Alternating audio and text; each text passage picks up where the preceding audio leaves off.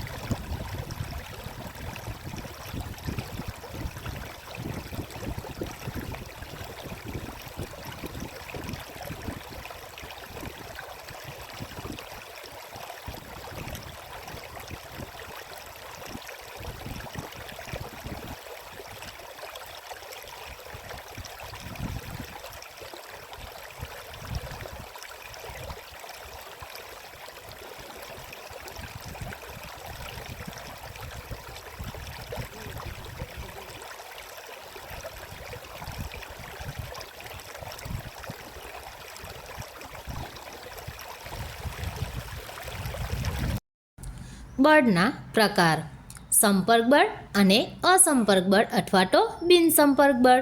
જ્યારે બે કે વધારે પદાર્થો એકબીજાના ભૌતિક સંપર્કમાં હોય ત્યારે તેમની વચ્ચે પ્રવર્તતા બળને સંપર્ક બળ કહેવાય છે।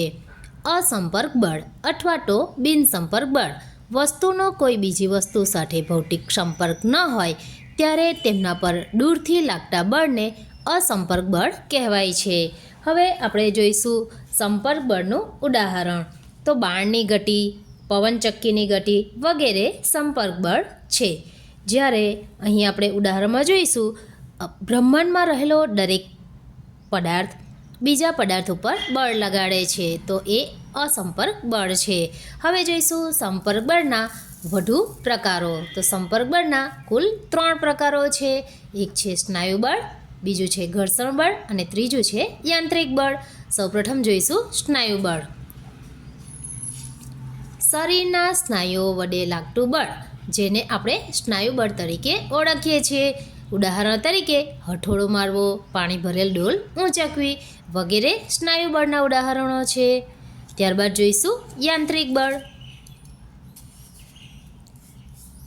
કોઈ યંત્ર વડે લાગતા બળને યાંત્રિક બળ કહેવાય છે.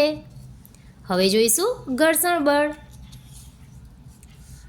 જ્યારે બે પદાર્થો એકબીજાના સંપર્કમાં હોય ત્યારે તેમની સંપર્ક સપાટી પર પ્રવર્તતું બળ જે પદાર્થની ગતિનો વિરોધ કરે છે આવા બળને ઘર્ષણ બળ કહે છે. દાખલા તરીકે બાણ ઉપર જે બળ લાગે છે તે, તરતો ઉપગ્રહ હોય તેના ઉપર બળ લાગે છે, મશીનનો ઘસારો, ચંપલ ઘસાવવી વગેરે ઘર્ષણ બળના ઉદાહરણો છે.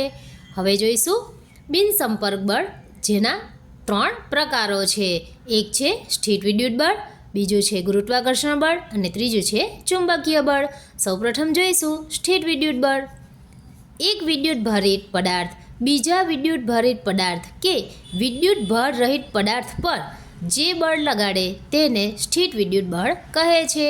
ઉદાહરણ તરીકે ફુગ્ગો દિવાલ પર ચોંટી જાય છે અથવા તો જ્યારે આપણે સૂકા વાળમાં કાંસકાને ઘસીએ છીએ ત્યારબાદ તેને કાગળના ટુકડાની નજીક લઈ જઈશું તો કાગળના ટુકડા કાંસકા સાથે સંપર્કમાં આવ્યા વગર કાંસકા સાથે ચોંટી જાય છે તો એ છે સ્થિત વિદ્યુત બળ. હવે જોઈશું ગુરુત્વાકર્ષણ બળ. ગુરુત્વાકર્ષણ બળ બ્રહ્માંડમાં રહેલ દરેક પદાર્થ એકબીજા પર લગાડે છે. દરેક પદાર્થ બીજા પદાર્થને પોતાની તરફ આકર્ષે છે. આ ખેંચાણ બળને ગુરુત્વાકર્ષણ બળ કહે છે. દાખલા તરીકે ઝાડના સૂકા પાન નીચે પડવા, તો અહીં ગુરુત્વાકર્ષણ બળ કે ધારો કે આપણે ચોક એને હાથમાંથી છોડી દઈએ તો તે સીધો જમીન પર આવે છે, જે પણ ગુરુત્વાકર્ષણ બળનું ઉદાહરણ છે. ત્યારબાદ જોઈશું ચુંબકીય બળ.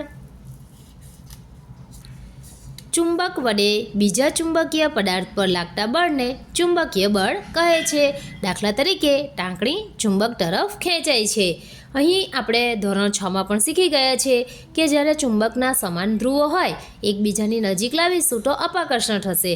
એટલે કે ઉત્તર ધ્રુવને ઉત્તર ધ્રુવની નજીક લાવીશું તેમજ દક્ષિણ ધ્રુવને દક્ષિણ ધ્રુવની નજીક લાવીશું તો અપાકર્ષણ થશે.